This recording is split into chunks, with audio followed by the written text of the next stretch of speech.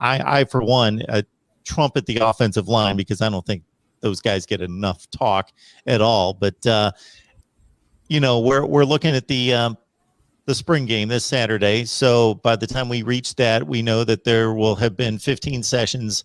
It's tough to get information out. You got to kind of latch on to as much as you can and gather what you can from what the coaches and players are telling us, and also the video that leaks out and is presented.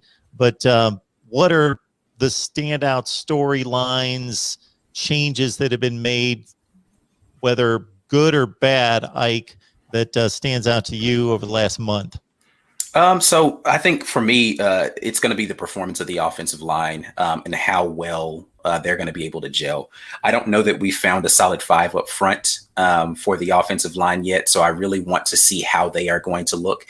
And it's really just going to be a story of the trenches. So, we've got a defensive line that's mostly unproven as well. Tyrone Truesdale is really the only returning guy from that line. We've got a lot of guys, had some guys that redshirted that are coming back.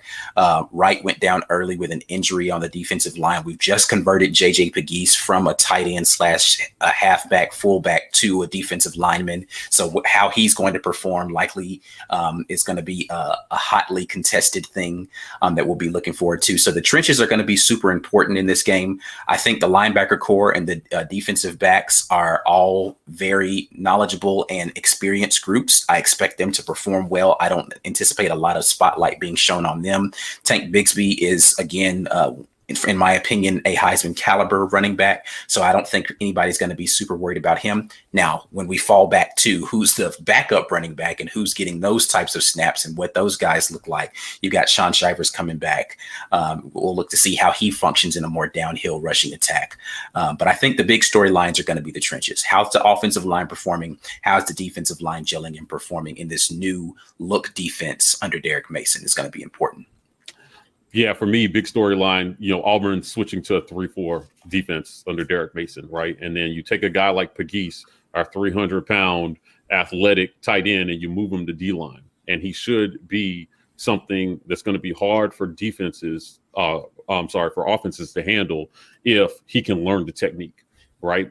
So on the offensive side of the ball, other than at quarterback, I really think that a big storyline is going to be you lose 3 top 10 all-time receivers, on the edges, right? And what are they going to do there? We have had talent at wide receiver over the years. So Javarius Johnson has really emerged as a standout this spring. My sleeper for the spring was Malcolm Johnson Jr. He's good. He is poised to be the speed guy to replace somebody like Anthony Schwartz. And then you have Capers and Canyon as well. There's a wealth of talent in that wide receiver room.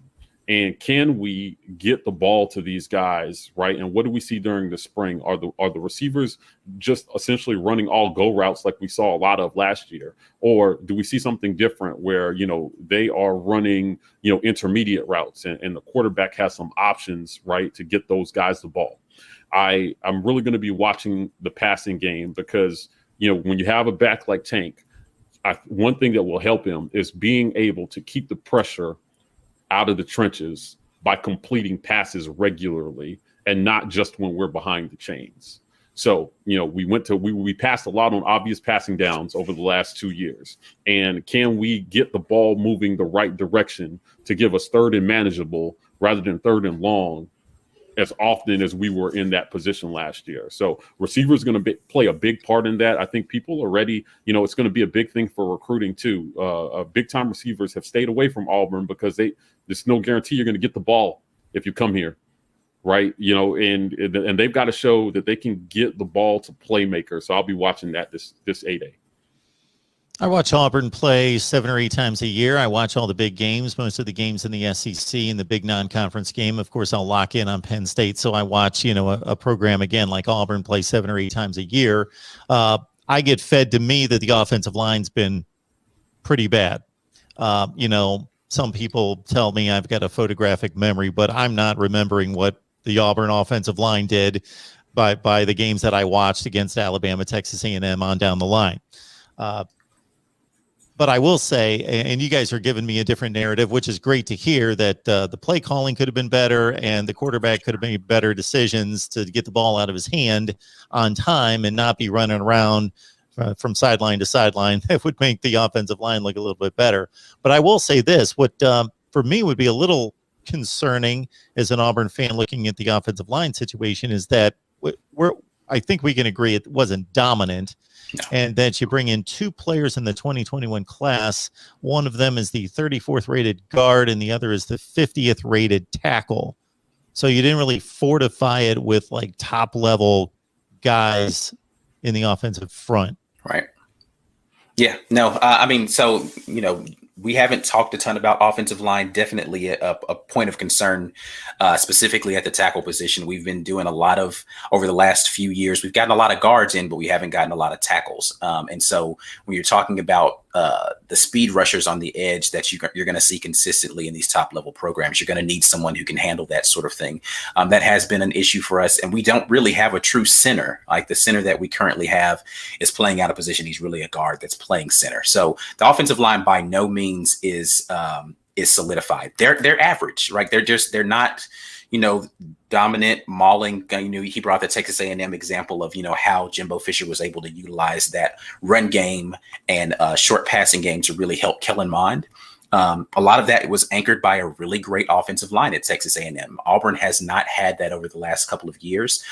Much better in run blocking scenarios than pass blocking, but hopefully we can continue to prove with a little more experience. Last year, a ton of inexperience. I think we started maybe 3 games. I can go back and check that, where it was the same offensive line unit for the entirety of those 3 games. There just was not a lot of consistency. And again, you're going to hear me talk about consistency. Wasn't a ton of consistency when it comes to the offensive line of who was lining up snap to snap, be it injuries or poor performance. That was just, it is what it is. A lot of it was injuries. So hopefully we can get some more consistency up there and guys can start to gel into some spaces. Definitely we'll be looking forward to seeing how that performs during the A-Day game. Yeah, listen, we under-recruited offensive line these last few years. I mean, not a single freshman offensive lineman signed over the last few years. And, I'm not so much concerned about where the guys we got are rated, more so than I'm concerned about how we develop who we have. It's not all about stars, right? I think that you get a guy, they're going to repurpose some guys. That's something we haven't seen a ton over the last few years. That was a staple in early Auburn teams in the early 2000s, where they would take a guy like Ben Grubbs, who played defense in high school. And, the coaches say, you're going to make a lot of money at the next level if you move to offensive line. He played 9 years in the NFL as a tackle, made a lot of money doing that, right? So recruiting hasn't really been a problem. So I think they have talent, but offensive line has left a lot to be desired. So while I do think they took a lot of unnecessary heat in 2020, they weren't great. They didn't play great, and there's equal blame to go around there, right? Like, there is the coaching. Certainly, we made a coaching change. I know we'll talk about that, but play calling just didn't help them in pass pro, right? These plays were slow developing. We went back and we watched the film, and it just didn't. The better quarterbacks in our league had the ball out of their hands in under 2.5 seconds. So their lines didn't have to block much longer than that. Bo Nix had the ball out of his hands in 2.87 seconds on average, right? So it's not as if there was no time to find somebody. It's just that there was nobody to throw to. So it was either poorly run routes or poorly designed plays. And they've got to change. Harsin and Bobo, job number one is that they're going to have to scheme around our deficiencies better than we have before. If offensive line is one of them, it's going to require us to get the ball out of the QB's hands and design some plays that help take the pressure off these guys so that defenses can not just pin their ears back and come out and bum rush them to stop this offense. We saw Florida do it with Trask last year. Their offensive line wasn't great and they had no running game. And he was Heisman level good. So you just have to scheme better. So that's what I'm hoping that they'll do for this offensive line.